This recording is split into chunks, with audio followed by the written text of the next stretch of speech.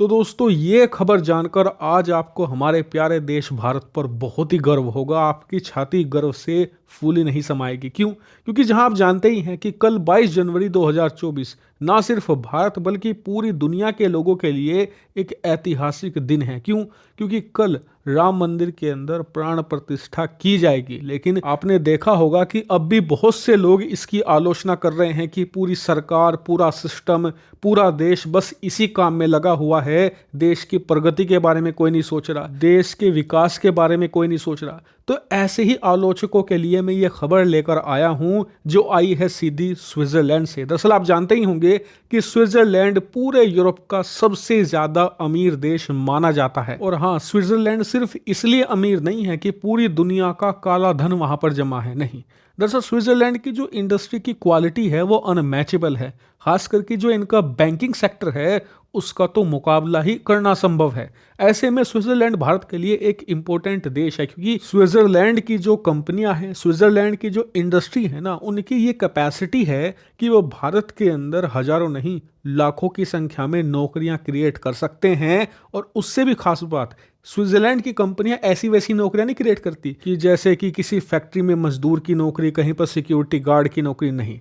Switzerland की जो कंपनियां हैं वो जानी जाती हैं अपनी हाई क्वालिटी जॉब क्रिएशन के लिए। जैसे कि स्विट्जरलैंड के बैंक, इसके अलावा इन्वेस्टमेंट फर्म ये भारत के अंदर अपने दफ्तर खोल सकते हैं, जहां पर ये भारत में भारी मात्रा में एज अ बैंकर आपको हायर कर सकते हैं, एज ए इन्वेस्टमेंट बैंकर आपको हायर कर सकते हैं। इसके अलावा अन्य प्रकार की फाइनेंशियल असिस्टेंट के लिए भी ये आपको हायर कर सकते हैं, जिनकी नौकरियों की वैल्यू बहुत ही ज़्यादा हाई होती है। इसीलिए स्विट्जरलैंड को एक बहुत ही ज़्यादा क्रूशल कंट्री माना जाता है। और जिस देश में स्विट्जरलैंड फोकस करता है उस देश को सिर्फ एक फैक्ट्री नहीं, एक प्रॉपर इंडस्ट्री के तौर पर जाना जाता है। और आपको एक और खास बात बता दूं कि स्विट्जरलैंड और भारत में एक समानता भी है। कैसी? दरअसल स्विट्जरलैंड भले ही यूरोप में पड़ने वाला देश हो, लेकिन यूरोप से ये बहुत ज़्यादा अलग है। पिछले कई सौ सालों से तो इसने ना तो किसी युद्ध को लड़ा है, ना ही किसी युद्ध में भाग लिया है, ना ही किसी देश पर अटैक किया है, ना ही किसी देश को अपने ऊपर अटैक करने दिया है।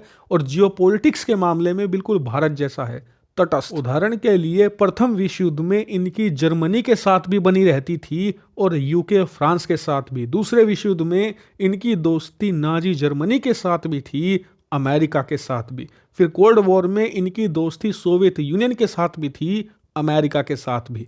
आज भी ये काफ़ी हद तक तटस्थ हैं, ये किसी का भी खुलकर पक्ष नहीं लेते, सबके साथ बनाकर रखते हैं, जैसे कि भारत। लेकिन आज मैं आपको ये पूरी स्टोरी क्यों बता रहा हूं, तो इसका कारण ये है कि आज स्विट्जरलैंड से एक खबर निकलकर सामने आई है, जो खबर दी है सीधे स्विट्जरलैंड की इकोनॉमी मिनिस्टर ने, यानी कि वहां की जो वित्त मंत्री हैं उन्होंने खबर दी है। और क्या खबर है? दरअसल स्विट्जरलैंड की जो वित्त मंत्री हैं उन्होंने एक न्यूज एजेंसी को ये बताया है कि भारत और स्विट्जरलैंड पिछले 16 साल से, जी हाँ, पिछले 16 साल से एक फ्री ट्रेड एग्रीमेंट पर बात कर रहे थे। यानी कि एक ऐसा समझौता जिसके तहत स्विट्जरलैंड की कंपनियां भारत के अंदर बिल्कुल फ्रीली व्यापार कर पाएंगी, उन पर कोई रोक टोक नहीं होगी, कोई एक्स्ट्रा टैक्स नहीं लगेगा। इसके बदले स्विट्जरलैंड भी अपनी मार्केट भारतीय कंपनियों के लिए खुले तौर पर खोल देगा, कोई रोक टोक नहीं लगाएगा, और जैसा चाहे वैसा व्यापार, जो चाहे वो एक्सपोर्ट भारतीय कंपनियां स्विट्जरलैंड में कर पाएंगी।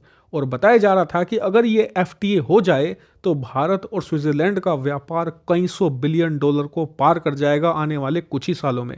लेकिन ये हो नहीं पा रहा था, क्योंकि दोनों देश कोई ना कोई शर्त को लेकर अड़ जाते थे। कभी स्विट्जरलैंड अड़ जाता था तो कभी भारत अपनी शर्तों को लेकर अड़ जाता था। लेकिन पिछले कई दिनों से आप जानते नहीं होंगे कि जहां एक तरफ भारत में राम मंदिर की तैयारी हो रही थी, वहीं दूसरी तरफ हमारी सरकार के मंत्री पीयूष गोयल जी देश की तरक्की की तैयारी कर रहे थे दावोस में। दरअसल दावोस में वर्ल्ड इकोनॉमिक फोरम चल रहा है। इसी दौरान दोनों देशों के मंत्री मिले और आखिरकार 16 सालों का जो गतिरोध था वो टूट गया है। और स्विट्जरलैंड की वित्त मंत्री ने खुद ये बयान दिया है कि आने वाले कुछ ही हफ्तों में मैं भारत ट्रैवल करूंगी और वहां पर दोनों देशों के बीच में ये संधि साइन कर दी जाएगी, जिसके बाद बाद दोनों देश FTA को लागू कर देंगे। यानी कि जो लोग आलोचना कर रहे थे पिछले कुछ दिनों से कि हम तरक्की नहीं कर रहे, हम डेवलपमेंट पर ध्यान नहीं दे रहे, तो शायद उनकी आलोचना अब बंद हो जानी चाहिए। और आने वाले समय में ऐसे ही FTA की खबर आपको यूरोप और UK से भी देखने को मिलेगी। सारी आपको यहीं मिलेगी,